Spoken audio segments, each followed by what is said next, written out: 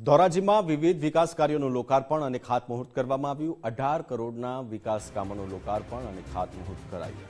કેન્દ્રીય મંત્રી મનસુખભાઈ માંડવિયાની ઉપસ્થિતિમાં કાર્યક્રમ યોજાયો હતો। ધારાસભ્ય મહેન્દ્ર પાડલિયા સહિતના હોદ્દેદારો હાજર રહ્યા। રોડ રસ્તા અને એમ્બ્યુલન્સ સહિતના વિકાસ કામોની ભેટ આપવામાં આવી।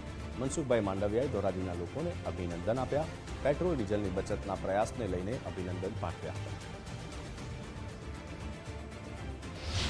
2023 જાન્યુઆરી પછી નગરપાલિકામાં ચીફ ઓફિસર હસ્તક અને ત્યાર પછી જે કંઈ આપણા કાર્યકર્તાઓ જવાબદારી સંભાળતા હતા એમના સાથે રાખીને અહીંયા લગભગ 110 કરોડના કામો 110 કરોડના કામો વિકાસના થયા।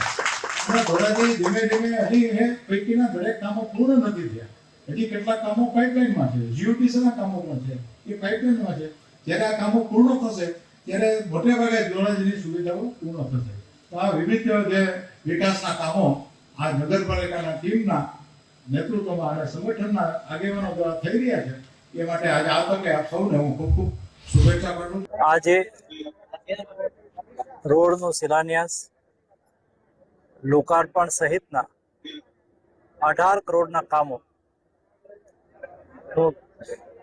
લોકાર્પણ અને શિલાન્યાસ કરવામાં આવ્યું છે।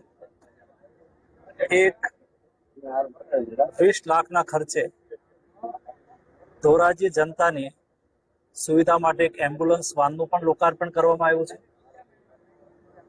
ધોરાજી નગરની સુવિધાઓમાં વધારો થાય, ધોરાજી નગરની જનતાની સગવડતાઓમાં વધારો થાય તેના પ્રયાસ રૂપે વિકાસ કાર્યોનો પ્રારંભ થઈ રહ્યો છે।